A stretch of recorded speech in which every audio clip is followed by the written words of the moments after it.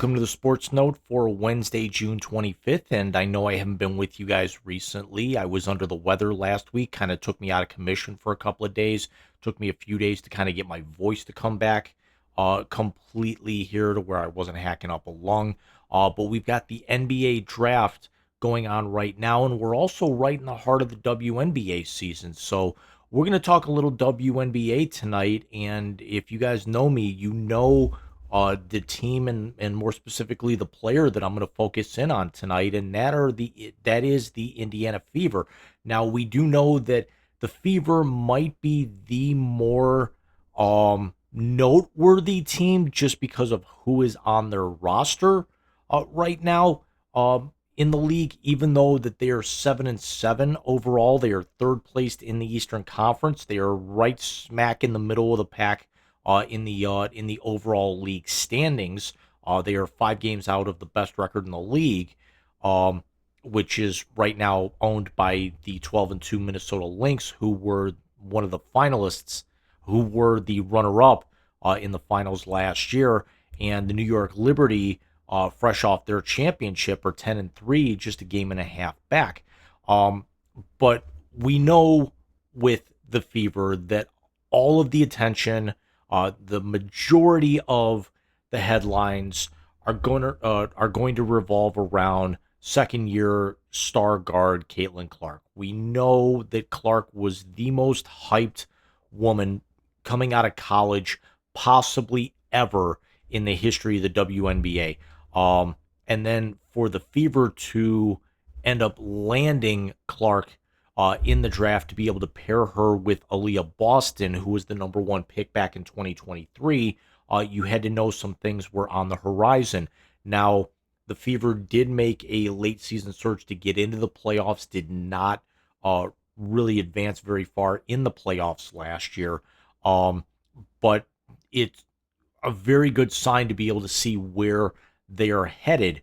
But a lot of the focal point and the headlines of what's been going on with the Fever in the last couple of weeks stemmed from what happened back on June 17th in a game against the Connecticut Sun. Now, granted, it was also a game that the Fever had won and relatively handily. It was an 88-71 final, but all of the stories and all of the news that came out from that stemmed in the second half, more specifically the second half of the third quarter on, and that's when Clark received an inadvertent finger in the eye from Connecticut guard J.C. Shelton, and and Clark just kind of put one hand over her eye and then just kind of pushed Shelton away with the other, and that drew the intention of Shelton's teammates Tina Charles and Sabrina Mabry. Charles, you know, lightly shoved Clark as well, but Mabry came up and kind of you know put a shoulder into where like she was throwing a screen and immediately knocked Clark to the floor. And this all could have actually been avoided had the officials kind of gotten into the fracas a little bit faster. Now, this is where things really got out of hand. That Charles and Mabry were assessed technicals. Clark was assessed a technical. And you had to know that something else was coming, and that all came to a head with under a minute to go, where Shelton was on a breakaway. The game was well in hand. The Fever were up by 15 at that point, and newly acquired, and I don't want to say newly acquired, but it's newly acquired to the in the realm of the Fever. Guard slash forward Sophie Cunningham wrapped up Shelton and kind of tossed her to the floor on the breakaway. It was a hard foul. Depending on which angle you're looking at, she made a play on the ball. She didn't make a play on the ball. She was just looking to wrap her up. And And then Cunningham was you'd figure was going to be assessed, uh, certainly a breakaway foul, possibly a flagrant foul, but certainly a technical foul. And then when Shelton gets up, she decides that she's going to go after Sophie Cunningham. Um, big, big, big mistake.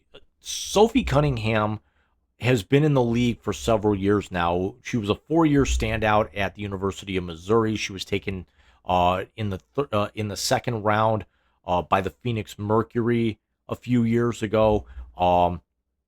Hasn't really kind of put up the same numbers, but um, very, very good player off the bench, very good role player for them.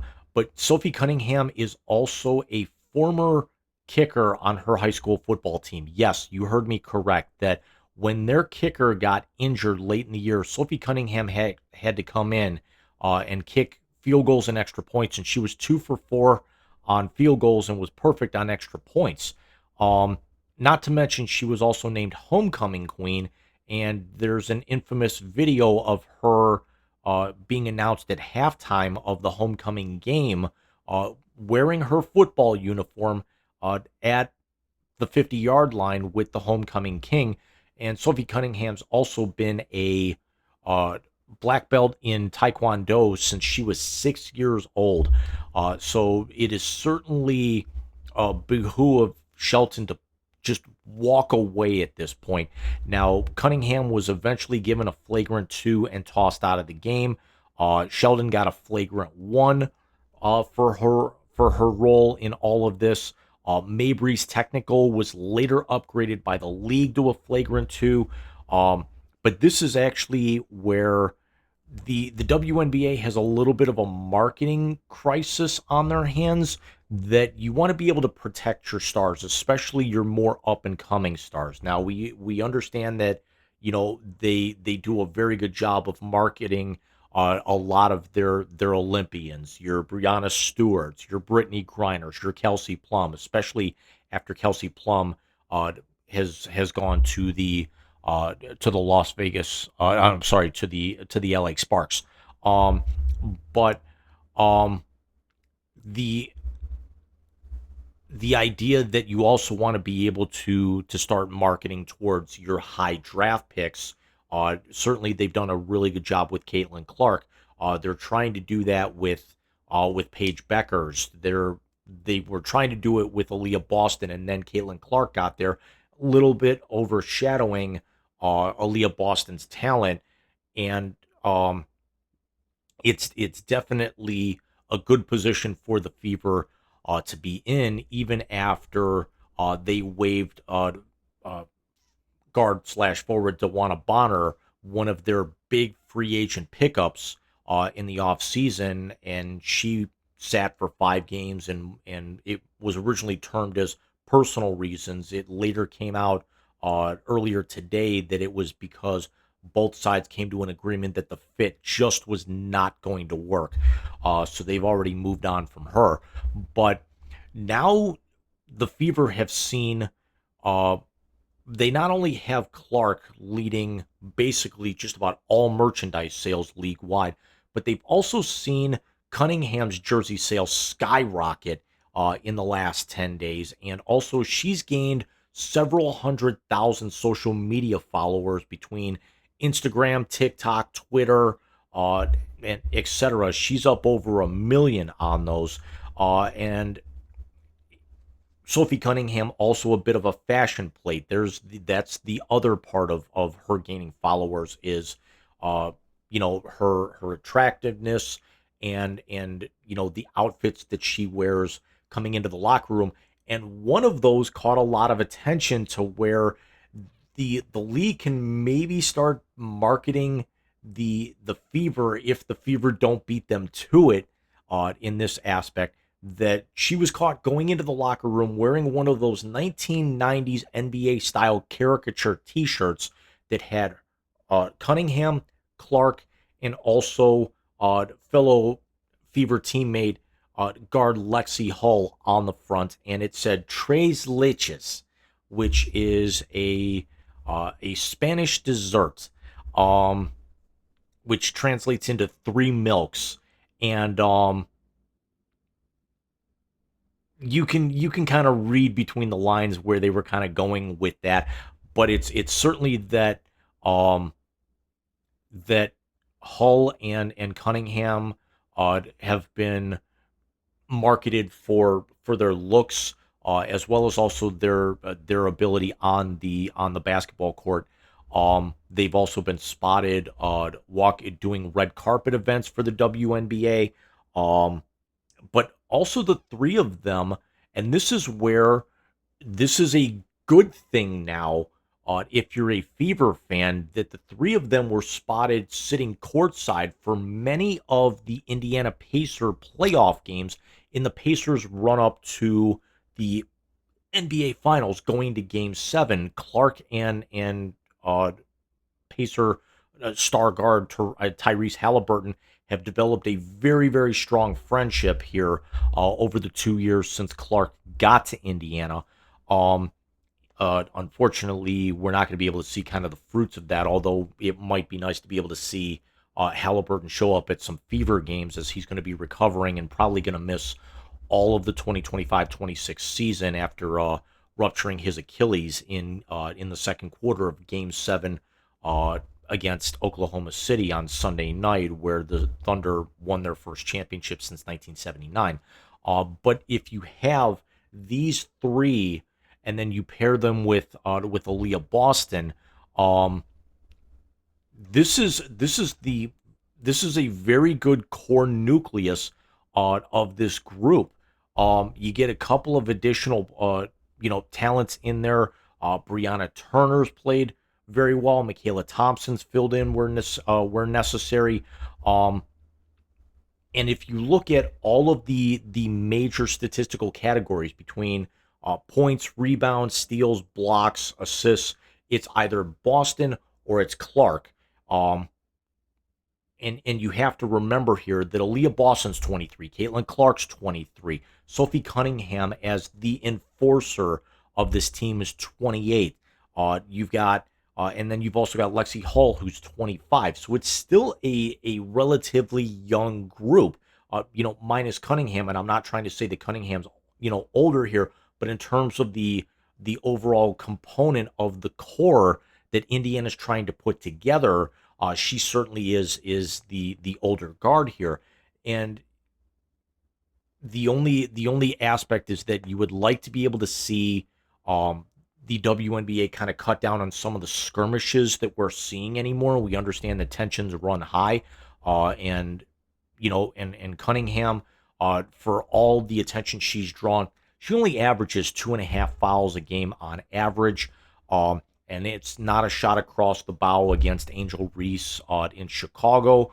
Although you have seen whenever Reese is going up against Clark that there's definitely some friction there going back to their college days between LSU and Iowa.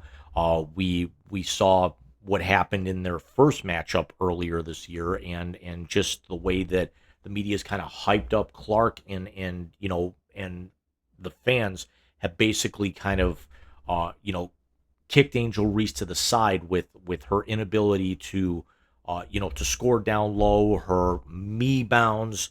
But Reese is certainly a marketable player, but unfortunately now she's starting to get a lot of the marketability along the lines of Dennis Rodman, and not so much being as outlandish, but for being very hot tempered, gaining a lot of rebounds, not scoring a lot of points, and really at this point, with Chicago not having a very good season at all. Um, for them landing both uh, Angel Reese and Camila Cardosa at the top of the draft last year, it's really not worked out the way that they wanted. Chicago was 4-10. They actually won a game the other night. They've got a negative 10.3 point differential, which is the second worst in the league, only to Connecticut, who's a league worst 2-12, and it's got a minus 15.8, and they've lost six in a row. So let me know what you guys think. Is the WNBA going to capitalize on this Trez Leches? Is Indiana the most marketable team in the league, even if they're a middle of the road franchise? Are they trying to stockpile too many personalities, kind of like what the LA Clippers did? And I will be back with you guys a little later on. Here, I will certainly get to you guys here before the 4th of July holiday. Everyone, take care.